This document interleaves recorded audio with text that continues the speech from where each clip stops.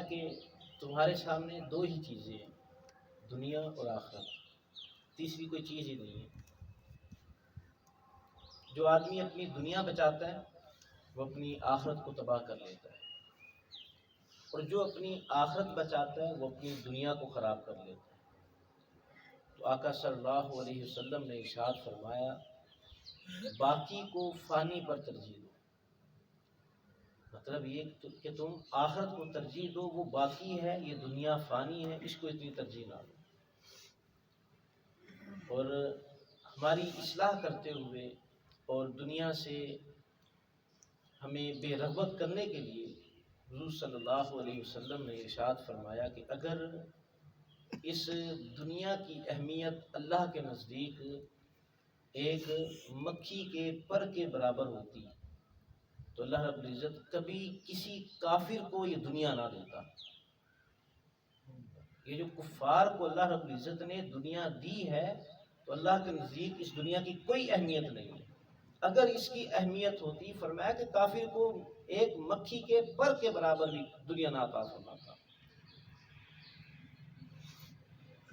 ہمارے ہاں ایسا ہوتا ہے کہ جب کوئی شخص فوت ہو جاتا ہے لوگ کہتے ہیں کہ اس نے پیچھے کیا چھوڑا ہے، بال بچوں کے لیے کیا چھوڑا ہے، جبکہ فرشتے یہ کہتے ہیں کہ اس نے آگے کیا بھیجا ہے۔ اور پھر میرے حضور صلی اللہ علیہ وسلم نے ارشاد فرمایا کہ آدمی اپنی زندگی میں یہی کہتا رہتا ہے کہ مالی مالی مالی، میرا مال میرا مال میرا مال، جس طرح آج ایک دوڑ لگی ہوئی ہے۔ دیکھیں حضور صلی اللہ علیہ وسلم کا یہ فرمان کہ انسان کی ایک خصلت ہے، وہ مال اکٹھا کرنے کی کوشش میں لگا رہتا ہے۔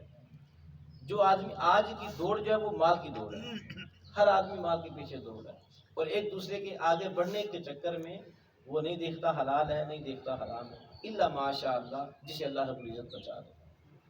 تو فرمایا کہ بندہ یہ کہتا ہے کہ مالی مالی مالی، تو سن بندے وَإِنَّ مَالَهُ مِن مَالِهِ ثَلَاث، کہ بندے تیرے صرف 3 مال ہیں، یہ 3 مال صرف تیرے، باقی تیرا مال نہیں ہے۔ کون سے 3 مال؟ ما اکل فافنا، جو اس نے کھایا اور ہضم کر دیا، یہ اس کا مال ہے۔ او لابسا فابلا، جو اس نے پہنا اور اس کو پرانا کر دیا، یہ تیرا مال ہے۔ او آتا فافنا، یا جو تو نے اپنے لیے اپنی آخرت کے لیے جمع کر دی، یہ تیرا مال ہے۔ یہ 3 مال تیرے۔ انسان کی زندگی میں جو اس کے اپنے اصل مال ہوتے ہیں وہ 3 ہی ہوتے ہیں۔ ایک جو کھایا اور ہضم کر دیا، یہ اس کا مال ہوتا ہے، جو پہنا اس کو پرانا کر دیا، ایک یہ اس کا مال ہوتا ہے، یا تیسرا مال وہ جو اپنی آخرت کے لیے بھیج دیتا ہے، کوئی نیکی کے کام میں لگا دیتا ہے، مسجد میں لگا دیتا ہے، کسی فلاحی ادارے میں دے دیتا ہے، کسی بیوہ عورت کی مدد کر دیتا ہے، اس کی یتیم بچیوں کی شادی کروا دیتا ہے، یا کوئی فلاحی کام کروا دیتا ہے، راستے میں کہیں پر وہ پانی کا انتظام کر دیتا ہے، واٹر فلٹر لگا دیتا ہے۔ تو فرمایا کہ یہ تیسرا، یہ 3 تیرے مال ہیں، اور باقی مال فرمایا کہ وہ تو لوگ لے جائیں گے، تیرا مال ہی نہیں، وہ لوگوں کا مال ہے۔ تو یہاں پر آخرت کے حوالے سے کتنی پیاری رہنمائی فرمائی کہ تیرا اصل مال وہی ہوگا جو تو نے اللہ کی راہ میں خرچ کر دیا ہوگا، وہی تو، 2 مال تو نے ویسے دنیا میں ضائع کر دیا، کھا کر ضائع کر دیا اور پہن کر پرانا کر دیا۔ تو خوش نصیب ہوتے ہیں وہ لوگ جو آج اپنی زندگی میں اپنی آخرت کی بہتری کے لیے کچھ نہ کچھ کر جاتے ہیں، بعد مرنے کے یہ چھوڑ دے کہ ہمارے بچے ہمارے لیے کچھ کریں گے، وہ سال میں ایک بار ختم دلوا دیں گے، وہ بھی خود کھا لیں گے، بس غریب کو اس میں بھی شامل نہیں کرتے۔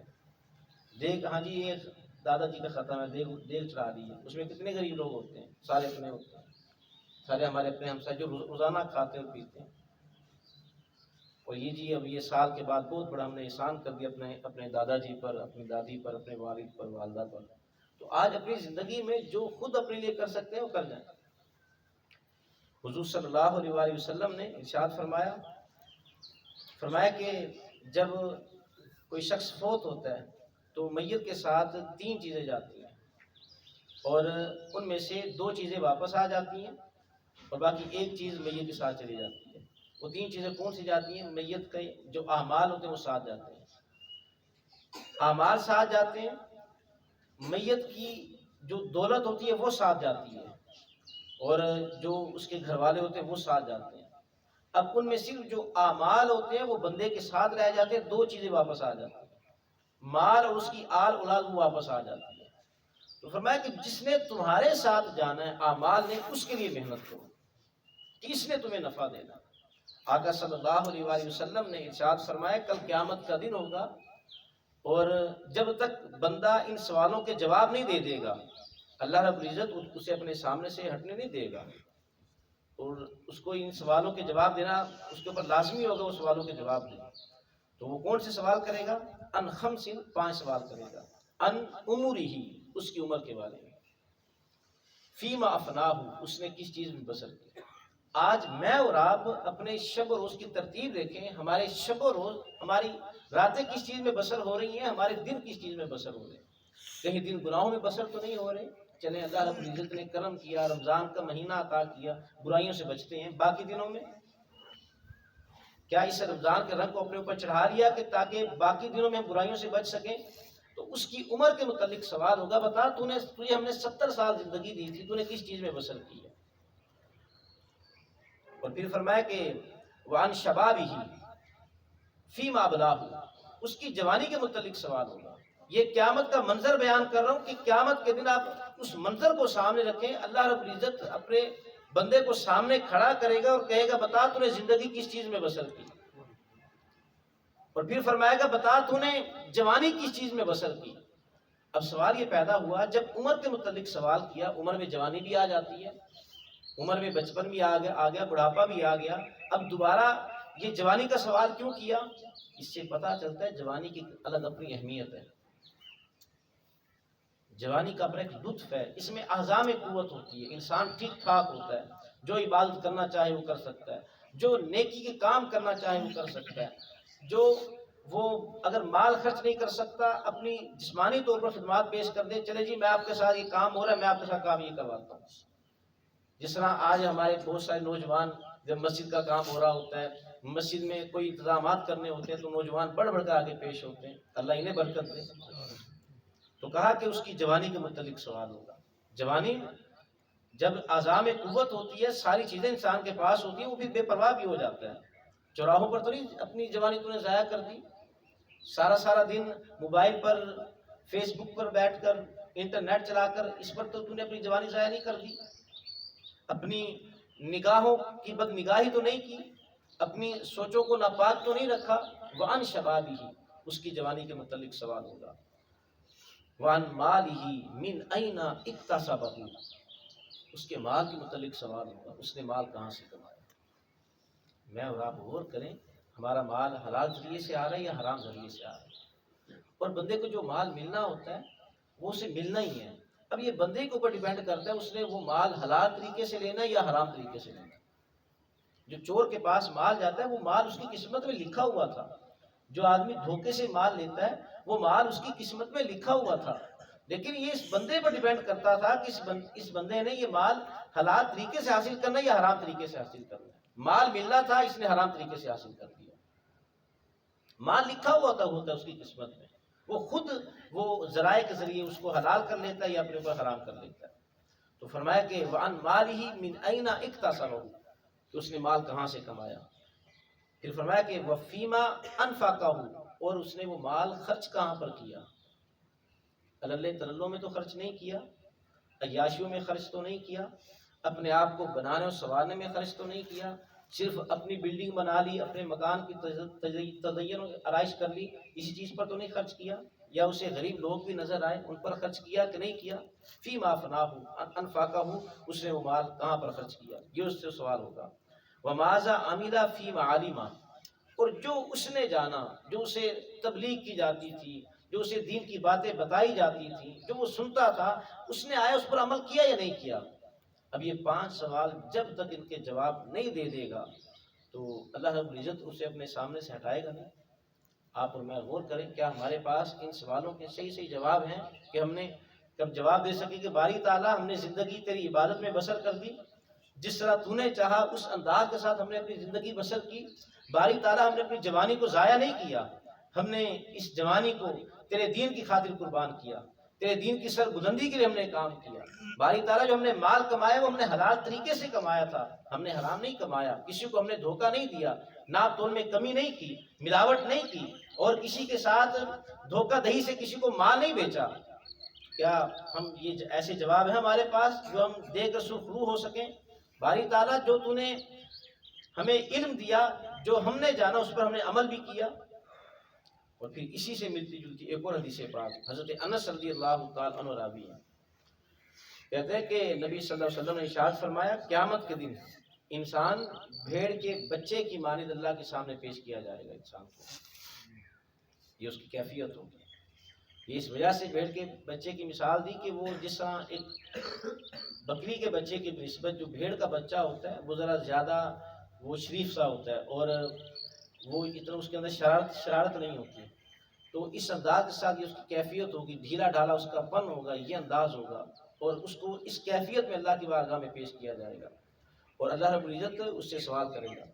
اللہ فرمائے گا کہ آتیتک وخولتک وانعمت علیک فیما صنعت، ہم نے تجھے لونڈیاں دی، مطلب کہ تیری زیر نگرانی بہت سارے ہم نے تجھے ورکر دے دی۔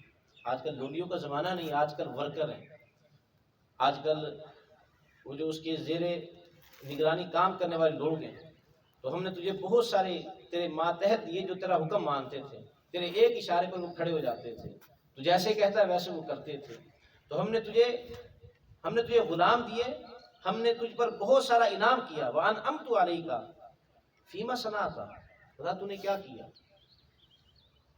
ہم نے تجھے مال دیا تو نے اس کا کیا کیا؟ فیقول، وہ بندہ کہے گا یا ربی، اے میرے رب، جمعتہ وسمرتہ وترکتہ، میں نے اس کو جمع کیا، انہیں بڑھایا، وترکتہ، اور اسے پیچھے چھوڑایا۔ یہ کہنے کے بعد اب وہ کہے گا فارجعنی آتیک بہ کلہ، اے اللہ تو مجھے دنیا میں واپس لوٹا دے، میں سارا مال جو تو نے مجھے دیا تھا، جو تو نے نعمتیں دی تھی، وہ میں تیری بارگاہ میں لے آؤں۔ اس وقت کہے گا قیامت، اس وقت جہاں سے واپسی نہیں ہے،